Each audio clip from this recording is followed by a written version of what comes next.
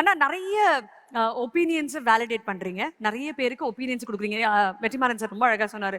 நீங்க திட்டுறீங்க, கண்ணீர் இருக்கு, சிரிக்கிறீங்க. there's so many emotions அந்த இடத்துல. நீங்க எல்லாருக்கும் உறவினரா மாறிடுறீங்க.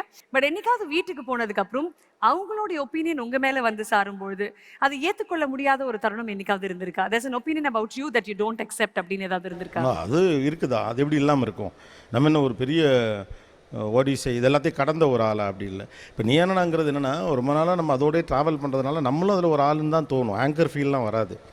ஸோ அங்கே இயல்பாக என்ன தோணும், சில இதெல்லாம் வந்து குறிப்பிட்டு நீங்கள் காட்டுறப்ப தான் ஓ இதெல்லாம் இருந்துச்சா அப்படின்னு நமக்கு தோணும். மற்றபடி ரொம்ப சகஜமாக சாதாரணமாக இந்த எனக்கு பொருந்தாத கருத்து கொண்டு தனிப்பட்ட முறையில் பட் என்னென்னா நீ என்னால் ஒரு சில நேரம் நல்ல விஷயம் என்ன நடந்துருதுன்னா, உள்ளே போகிற ஆங்கர் கோபிநாத்துக்கும் சம்மந்தம் இல்லை. அது நல்ல வேலையை அப்படி ட்ரெயின் பண்ணிட்டானுங்க ஆரம்பத்திலே. அது Vijay TV did it in such a way where அது நிறைய நேரம் அது பண்ணுவாங்க. உள்ளே போகிற பர்சனாலிட்டி வந்து ஆங்கர் தான்.